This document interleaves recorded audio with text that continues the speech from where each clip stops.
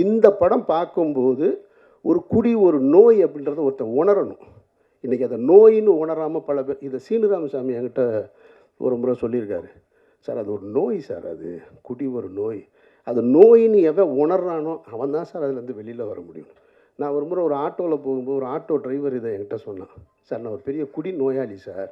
இப்போ நான் அதுலேருந்து வந்துட்டேன். ரொம்ப கேவலமான அவன் சொல்கிறான், நான் ரொம்ப கேவலமானவன் சார். அவ்வளவு கேவலமான செயல்களை செஞ்சுருந்தேன் நான்.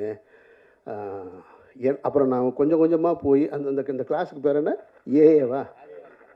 ஏஏ. அந்த ஏஏ கிளாஸுக்கு போய் அவன் சொன்னான் என்கிட்ட, இப்போ நான் கிளாஸ் எடுக்கிறேன் சார். நான் போய் அந்த மானக்கேடான விஷயத்துலேருந்து ஒரு மனுஷன் எவ்வளவு அவமானப்பட முடியுமோ அந்த அவமானத்துலேருந்து மீண்டிருக்கேன்னு சொன்னால், அதுபோல் இந்த படம் பார்க்குறவங்க மீளலும் அப்படின்ற ஒரு நம்பிக்கை இருக்குது. அதுக்கான படமாக பாட்டில் ராதா அமைஞ்சிருக்கான்னா நான் மிகைப்படுத்தி சொல்லலை, படம் சத்தியமாக அமைஞ்சிருக்கு.